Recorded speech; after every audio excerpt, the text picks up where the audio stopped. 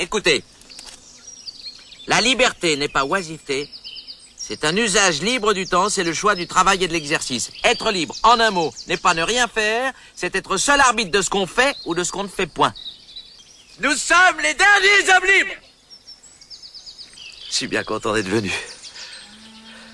Quelle aventure!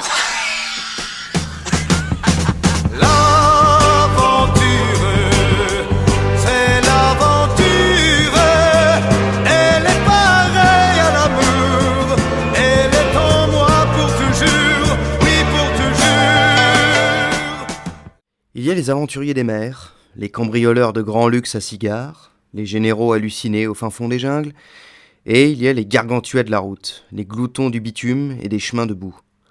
Et dans cette catégorie, il se trouve un as, un maestro du guidon, un baroudeur du cyclomoteur, un peu oublié et pourtant si grandiose, un certain Robert Sexay.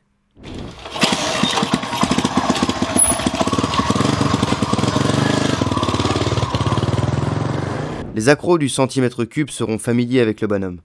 Figure historique du cheval motorisé qu'est la moto, Robert Sexay demeure l'un des derniers grands aventuriers des temps modernes, l'époque où la révolution mécanique vient repousser pour une ultime fois les frontières de plus en plus petites de notre bonne vieille planète bleue.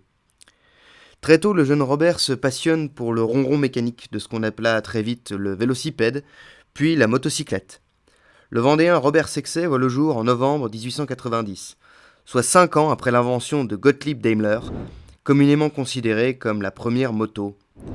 Élevé par son oncle, car très tôt orphelin, il étudie les lettres et s'embarque chez les Anglais pour y étudier la langue de Shakespeare et goûter à la soupe tiédasse de l'Albion.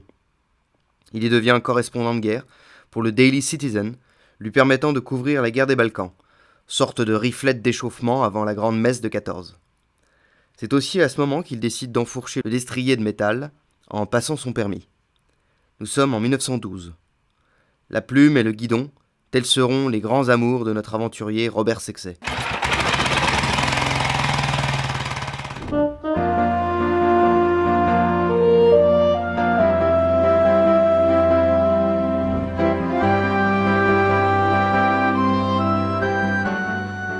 C'est à partir des années 20 que notre globetrotter sur châssis va rentrer au panthéon de la croisière sur 2 roues. À 31 ans, il devient l'un des jeunes poulains de la marque Soyer et compagnie, marque française levalloisienne, en participant au Tour de France Moto 1921 et 1922, sur une 250 cm3 CV Sport. Après ses premiers émois, il est temps de passer aux grandes passions. Reporter pour différentes revues comme La Moto, la revue automobile, ou encore Le Petit Parisien, il a le champ libre pour parcourir le globe. En 1924, en compagnie de ses 2 acolytes, Krebs et Dumoulin, il se lance dans son premier grand périple de globetrotter, lors du raid Paris-Constantinople-Paris. Une première équipée de plus de 5000 km qui l'amène dans la cité de l'empereur Justinien, en traversant les Balkans. Un rodage, me direz-vous, puisque l'année suivante, il reprend la route pour le raid Paris-Moscou, en enfourchant un destrier d'une marque qui lui sera désormais accolée, une Gillette Herstal à double réservoir. Arrivé chez les camarades Popov, il participera au circuit des soviets et mettra à contribution sa Gillette Herstal. Notre homme est prêt, paré pour le grand saut. L'année suivante sera pour l'ami Bob son grand moment, l'année du grand défi pour lequel il bouillonne, l'année du tour du monde.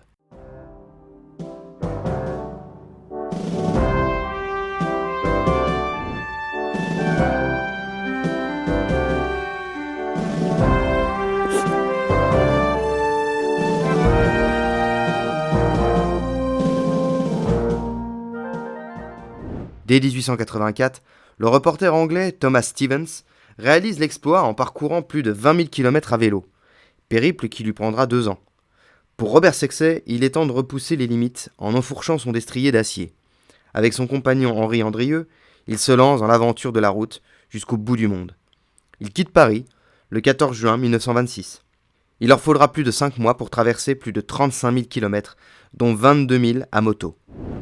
Par les champs, les routes de goudron et de boue, les tempêtes de neige et les pluies torrentielles, sans oublier le sable dans les yeux et les fuites d'huile. Le tout sur des machines souvent en panne, de plus de 200 kg.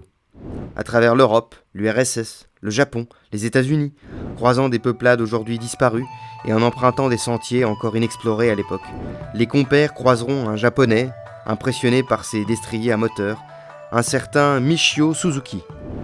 Plus tard, arrivés aux États-Unis, ils rencontreront Erwin Baker, célèbre coureur moto américain surnommé Cannonball, et l'un des pionniers de la course moto d'Indianapolis.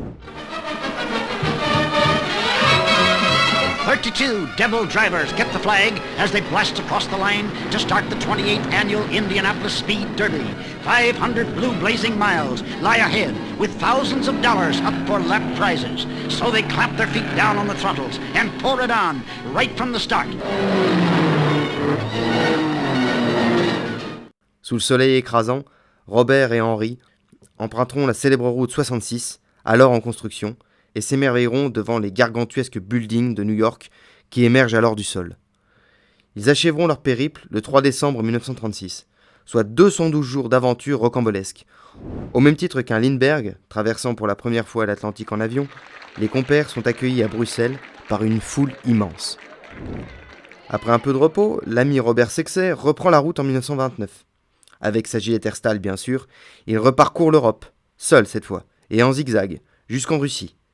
Il y rencontrera Alexandre Mikoulin, ingénieur passionné de mécanique, tout comme lui, qui deviendra par la suite le créateur des moteurs pour les avions à réaction MiG. Il doit se séparer de sa Gillette Herstal en 1932 à cause de la crise économique. C'est alors l'écurie Peugeot qui l'accueille, lui permettant de courir en tant que coéquipier d'un autre grand nom de la course, Robert Sénéchal, au rallye automobile de Monte-Carlo. Bob n'en oublie pas sa passion du voyage et de l'aventure. Il passe toujours en moto par la Tunisie, par le Maroc, retourne en Russie, s'embarque pour une croisière solitaire sur la Baltique, visite les pays scandinaves. Pour s'attirer les bonnes attentions des autochtones, Robert mise sur le coup de la panne.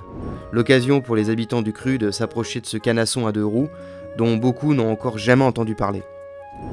Durant toutes les années 30, il n'aura de cesse d'aller par les monts et les routes, agrémentant sans cesse ses périples de photos et d'articles sur les pays et peuplades qu'il rencontre.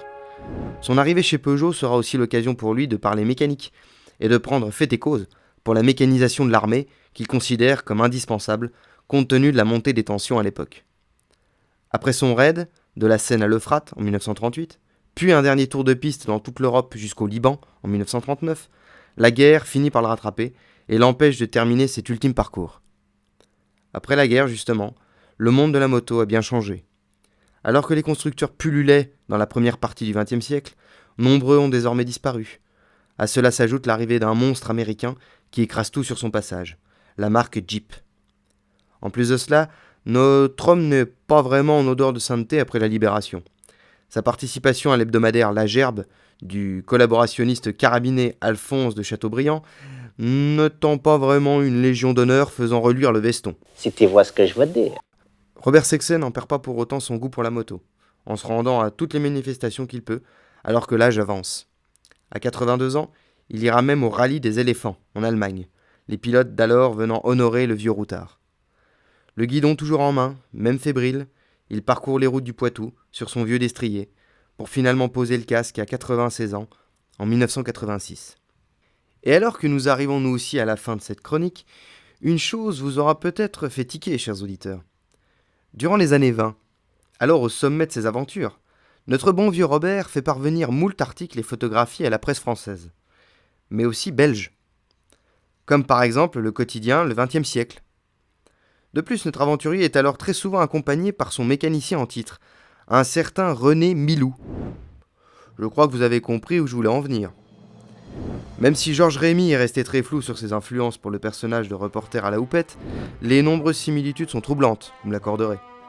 Barbouze du deux roues, chevalier du guidon, Robert Sexay et de la trempe de ses derniers aventuriers, mélange de modernité technique et de traditionnel esprit européen, toujours en quête d'aventure, pour voir ce qu'il y a derrière, juste après l'horizon.